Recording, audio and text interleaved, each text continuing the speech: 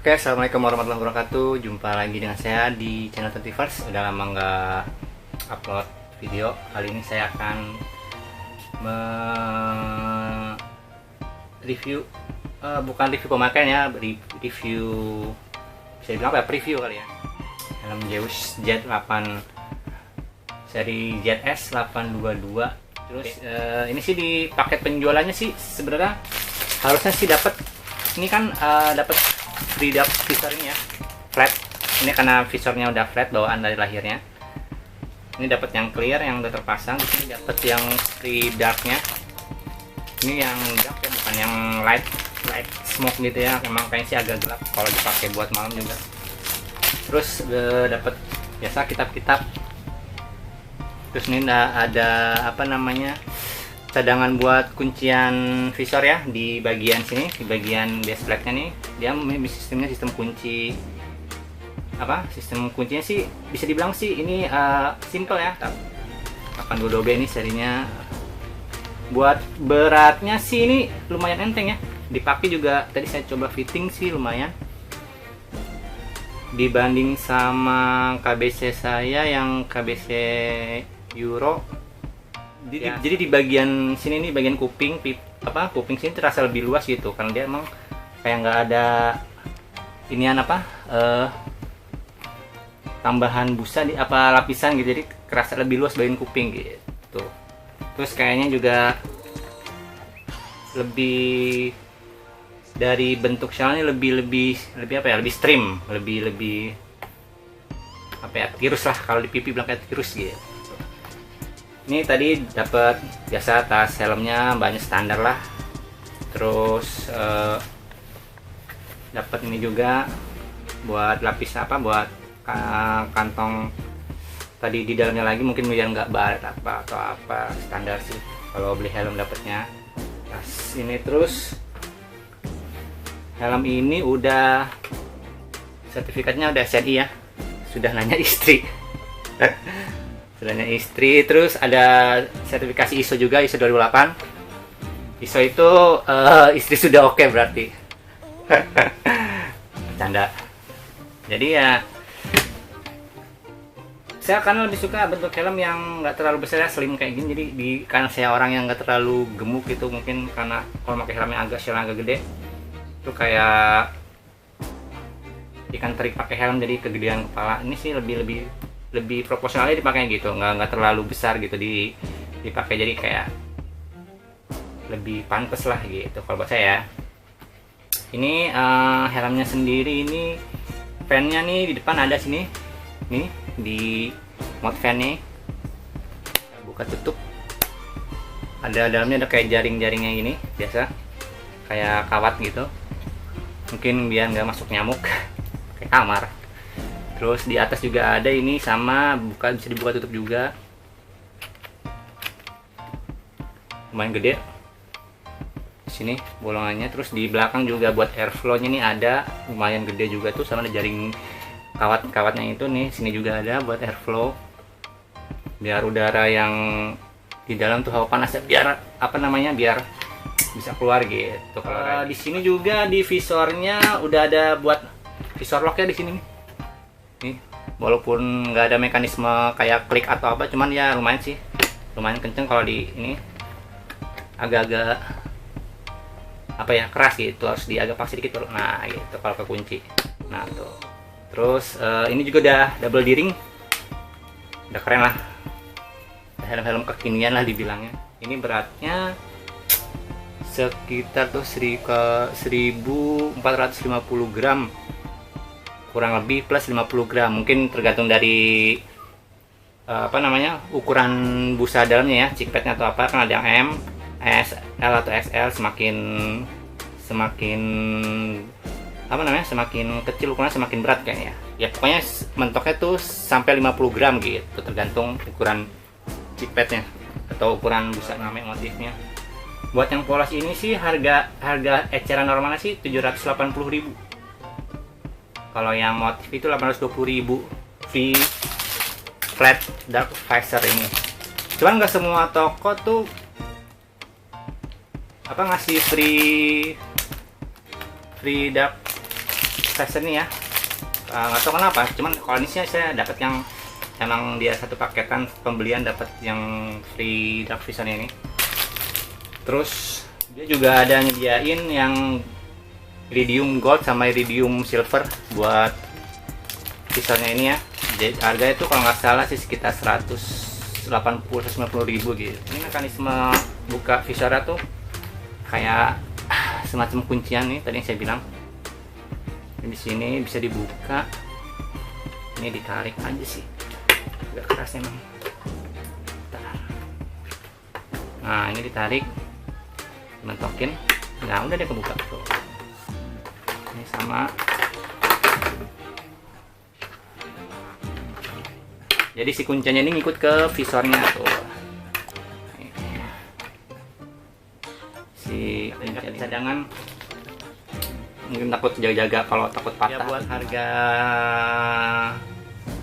di bawah 1 juta sih udah dibilang sih ya keren lah. Makanya saya bilang tadi underrated gitu, maksudnya orang nggak banyak yang apa ya milih helm ini dibanding sama kayak TTT Course gitu. Orang lebih milih TTT Course karena emang lebih keren ya. Bentuknya sih emang keren sih, cuman saya emang pribadi lebih suka yang anti mainstream.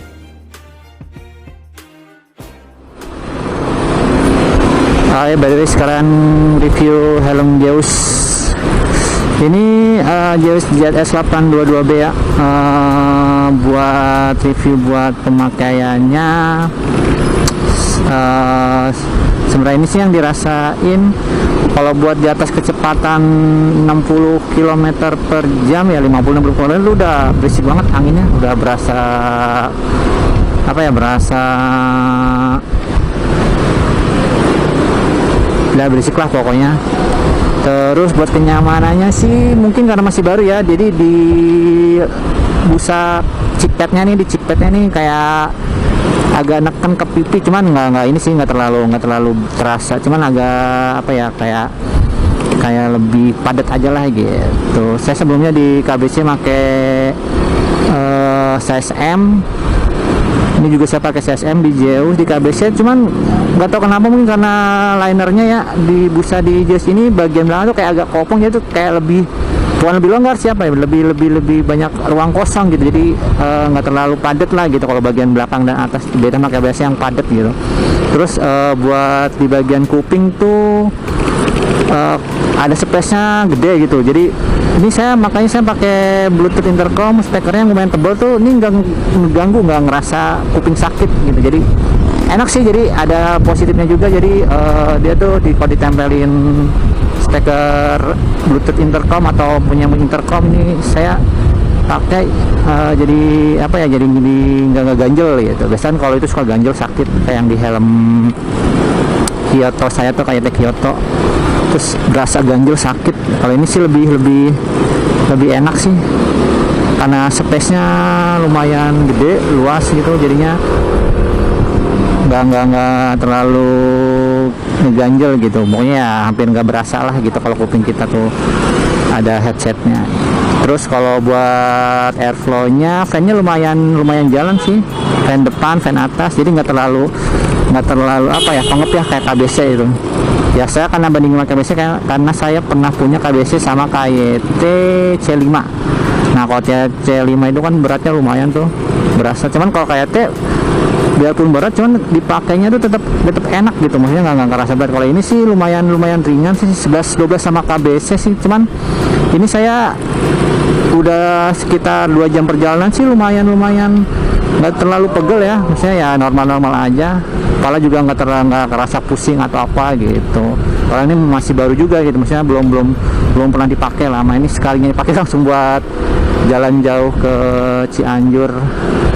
Dari perjalanan dari Ciledug dari Tangerang udah 2 jam, lumayan lah, kurang lebih 2 jam. Udah apa sih, nggak terlalu berasa juga sih, maksudnya nggak berasa capek, nggak berasa pegel. Terus buat slot apa ya, sebenarnya sih nggak disediain buat tempat kacamata, cuman kalau pakai kacamata itu ada space juga sih, jadi nggak ganjel gitu, nggak sakit gitu, nggak ketekan si tangkai kacamatanya itu ke kuping lumayan enak sih. Nyoba tadi saya juga pakai kacamata, cuman jarang-jarang pakai kacamata, jadi ini lumayan enak gitu dipakainya kalau kacamata. Cuma saya sih nggak pakai ini. Terus apalagi ya, terus dari visornya juga pandangannya lumayan luas nih, maksudnya nggak terlalu sempit gitu kayak TC5 gitu. Kalau sama KBC sih kayaknya sih sama aja sih, beda-beda dikit, kayak lebih luas ini kayak apalagi ya, ya mungkin sih helm ini masuk di entry level kali ya, dari harganya, segi harganya di bawah 1 juta. Cuman buat tampilannya sih oke gitu, maksudnya bentuknya shellnya mantep, terus udah flat, visornya udah flat, cuman sayangnya belum ready pin lock, ready tear off post, jadi harus kalau mau pasang harus ngebor sendiri. Selebihnya sih oke gitu. Helmnya sih dibilang sini helm underrated. Aduh, ada Bang Jago. Iya.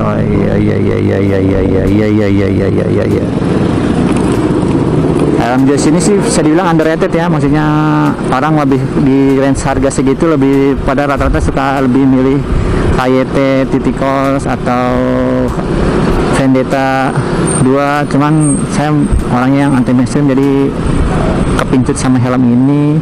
Ya lumayan sih buat dipakai buat lama sih, belum terasa pegel, belum terasa sakit gitu di kepala.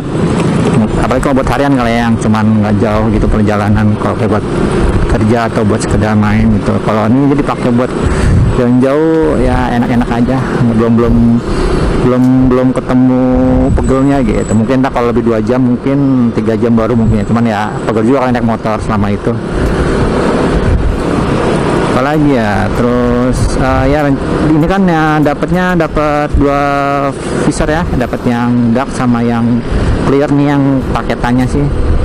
Kalau saya sih yang paketannya paketan yang dapat, alhamdulillah dapat yang dark visornya, cuma nggak semua toko tuh ngasih gitu ya. Terus buat nah iya itu tadi, makanya saya makanya yang clear buat touring nih, nggak touring sih sebenarnya, mau pulang kampung ke kampung istri Cianjur Selatan. Pengen pakai yang dark flat itu, kayaknya takut nanti ketemu malam gitu di perjalanan agak jauh, soal 6 jam ini perjalanan dari Tangerang Ciledug sampai Cianjur Selatan. Makanya saya nggak berani pakai yang dark flat, takut nanti ketemu malam gelap gitu. Mending dulu pakai yang clear aja, nyari aman aja.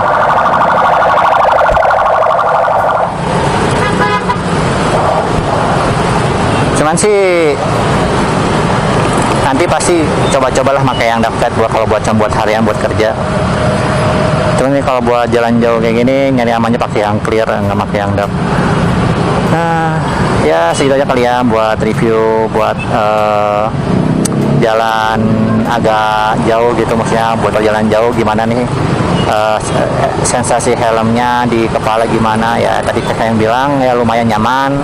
Untuk busanya sih sebenarnya dibilang keras enggak, dibilang empuk juga enggak ya. Ya namanya entry level ya, dengan harga segitu kalau mau dapat lebih ya bisa dapat yang harga di atasnya lah. Cuman kalau dibanding sama Titicals saya nggak tahu, karena saya belum pernah pakai Titicals, jadi nggak bisa ngebandingin. Cuman kalau buat di sama KBC sih, kalau dari segi kenyamanan sih, maksudnya busanya gitu, lembutnya sih masih lembut KBC. Cuman kalau dari airflow-nya sih lebih mending ini dibanding KBC. Terus pandangannya juga 11-12 lah sama KBC luasnya. Dari kedapnya masih kedapan KBC sedikit lah. Justru sama Kyoto saya malah lebih kedap Kyoto. Aduh. Ini padahal Kyoto helm halves, cuman kalau dipakai di kepala tuh kayak kedap gitu, enak gitu, kayak meluk kepala. Cuman kalau ini di atas 60 lah tuh udah mulai berisik banget. Cuman ya positifnya enak nih buat masang intercom juga gampang. Saya pakai buat headset sih, buat intercom sih headset Bluetooth gitu, yang ada apa namanya itu, ada fleksibelnya itu, karena bukan buat versi yang half face, buat versi yang full face. Cuman bisa sih diselipin gitu, jadi langsung nempel ke bagian depan mulutnya, ke nggak perlu ditempel-tempel lagi pakai lem, pakai solder, pakai apa. Dia kalau fleksibel itu ngikutin bentuk ini ya, bentuk selnya, jadi nggak perlu dimodif macem-macem. Palingan ya kabel-kabelnya aja sih yang agak diumpet-umpetin di balik cikpet, di balik busa.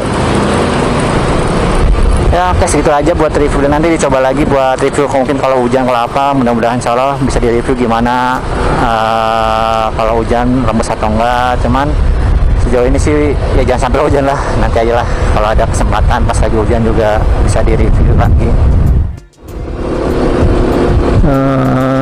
Zeusnya kalau dipakai di yang cuaca dingin kayak gini ya, daerah pegunungan gitu udah lumayan berembun nih, bahkan mode fan-nya udah dibuka nih.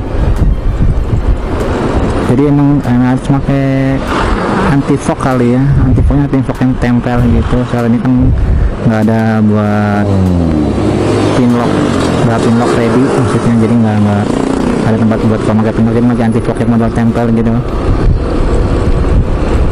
Ini lumayan berembun sih, napas sedikit, cuma nggak terlalu parah, nggak kayak kabel sih saya tuh kalau udah kayak habis hujan tuh, wah ngembunya parah banget. Ini sih langsung hilang cepet embun-embunnya, karena airflow-nya bagus di sini, jadinya lumayan cepet ngilang embunnya. Aduh, jalanannya au. Ini saya sekalian review kaca dark smoke di Zeus 822B. Buat siang gini sih adem ya, lumayan adem malah bilang saya, gelapnya lumayan bisa bikin mata nyaman gitu. Kalau malam nggak tahu sini gimana, belum nyoba buat riding malam, nanti mau dicoba sih.